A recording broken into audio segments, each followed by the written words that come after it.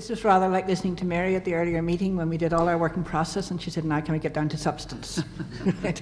But I think just make a side point from my perspective, listening to this, both chairing this process, but also watching people like Mary and Margot and many others as well known or not as well known in the last decade or so, where in fact they brought the dignity of witnessing the humiliation, of the invisibility of the appalling tortures, rape, all the abuse on women on a daily basis and on the more dramatic basis. They brought that to the dignity of actually making sure they were not, didn't impress very much probably the women on the ground because they hadn't got the change. What we're listening to is something else. It's no longer enough, the impatience in Margot, impatience in Mary, and I don't mean emotional impatience. I mean the impatience that is necessary if we are to sustain a human rights framework. The impatience that it's not enough to give dignity anymore. It is essential to give remedy, and it's essential to stop impunity. And in a sense, that is, I think, is where the debate is now at. And it's, I think, in all of us here and all of the many organisations here, is how do we assist Margot in doing her job? And undoubtedly, we'll probably go back to her to help us to do our job. So thank you very much indeed, Margot. May I introduce Minister Mary White, who's going to talk about the National Women's Strategy and also the cross-learning work that was done on 1325 with Ireland. Minister White, thank you very much. Well, good morning, everybody, and I'm delighted to be here chairing a panel of such distinguished guests. I'd like to thank Margot for her warm words. We had a good meeting yesterday. But I have to say that as a bookseller, this room is seriously distracting because it is such a wonderful venue. I'll have to engineer another visit back to have a look at the wonderful volumes here in this gorgeous room. I'm delighted to be here this morning to address the annual meeting of the Irish Joint Consortium on Gender-Based Violence, which this year is focusing on the very important issue of UN Security Council Resolution 1325 on women, peace and security. I'm particularly pleased to welcome back Mary Robinson and to thank her for her continued commitment and support to the Joint Consortium. The Consortium is enriched by her valuable advice and indeed guidance. I would like to pay tribute too to the excellent work of Margot Wallström, the Special Representative of the Secretary-General on Sexual Violence in Conflict, who is joining us today and is giving us such a good opening to our proceedings. Margot has focused the world's attention on the recent unacceptable spate of sexual violence in the Democratic Republic of Congo, and in so doing is ensuring that action is being taken to bring the perpetrators to justice. Last month, I had the great honour of speaking at the Security Council debate to mark the 10th anniversary of 1325 in New York. And I'm delighted to be here this morning to speak on this issue once again today. Working to combat gender-based violence is a policy priority for Irish Aid and indeed the wider Department of Foreign Affairs, including the Conflict Resolution Unit. It is also an important issue within my own department and across government, evidenced by the recent finalisation of the National Strategy on Domestic, Sexual and Gender-Based Violence. Gender-based violence is a critical issue for us here in Ireland, and particularly for our humanitarian work globally, but also central to our long-term development work. We know that working to combat gender-based violence is essential to sustainable and not just developmentally globally, as well as to the achievement of progress across all the Millennium Development Goals. Civil society organisations, including the Joint Consortium, are important partners in this work, along with multilateral and partners in government in the developing world.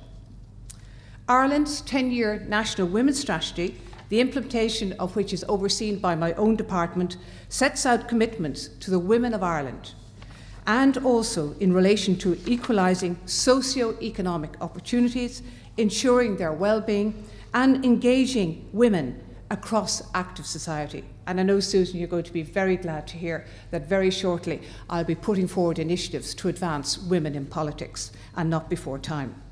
The strategy also contains commitments to women across the entire globe, including in relation to Resolution 1325. It is important to note that marking progress domestically on issues such as increasing the number of women serving in the Defence Forces and indeed the Gardaí can support a more effective implementation of 1325.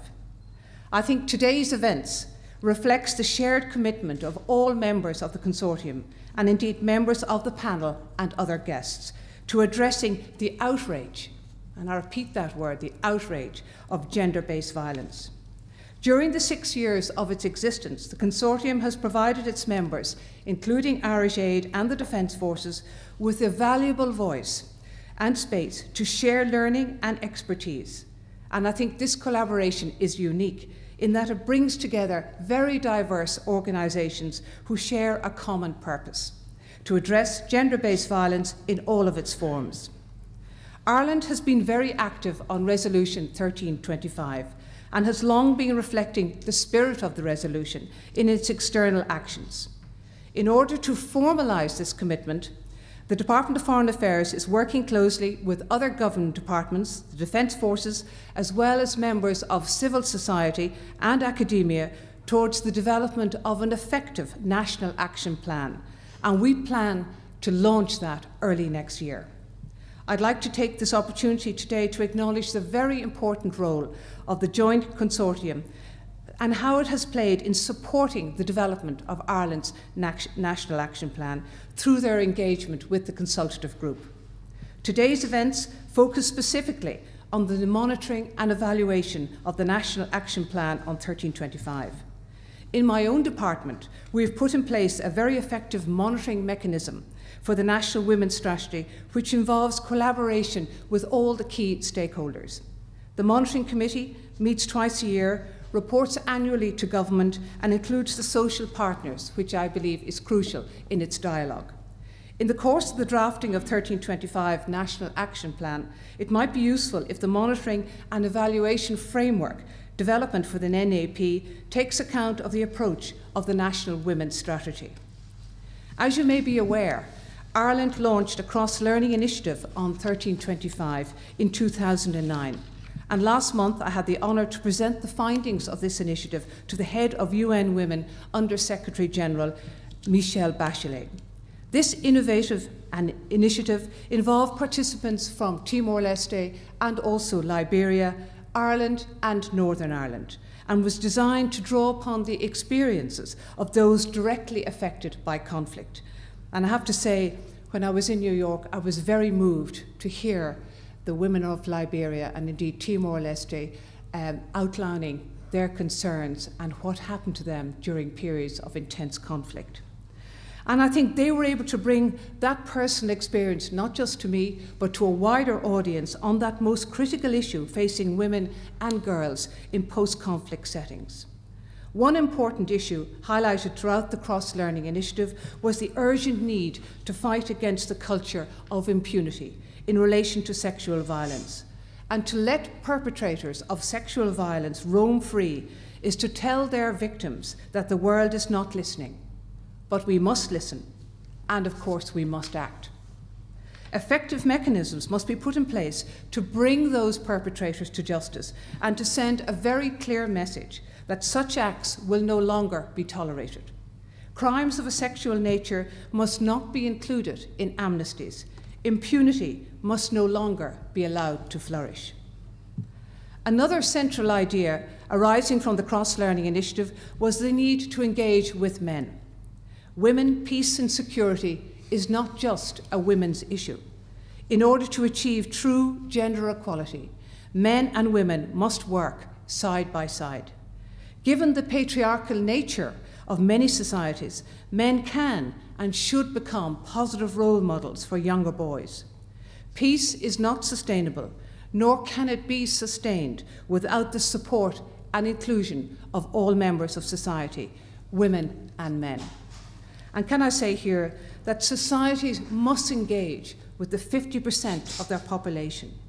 If they don't, I believe they are less likely to gain political legitimacy,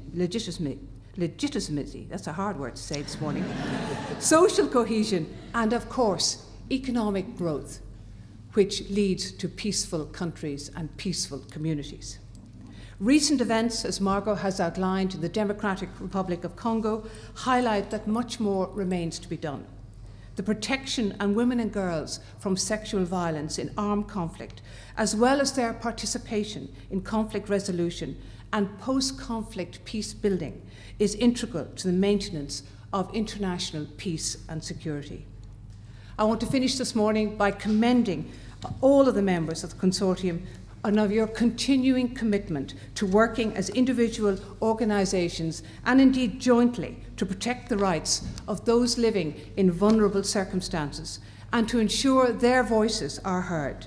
And I want to wish you continued success this morning and look forward to hearing about your deliberations later on in the day. Thank you very much.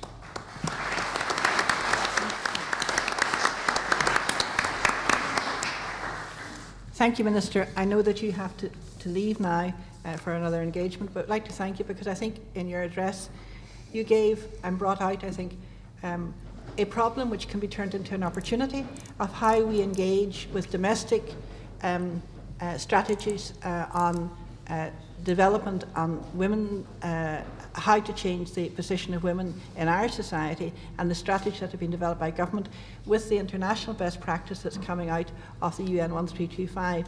And that's a very good discourse to engage with. I think the other thing was very welcome as well from your contribution is, in a sense, we've heard it all morning in different ways at the previous CEO's meeting, how important it is to give respect to the intelligence on the ground that you receive from women who are actually experiencing exclusion and experiencing humiliation, and to understand that that is valid evidence to bring in to test the reality of any policy. I think that's enormously helpful in moving us forward. So thank you very much, Minister. Thank you. Thank you.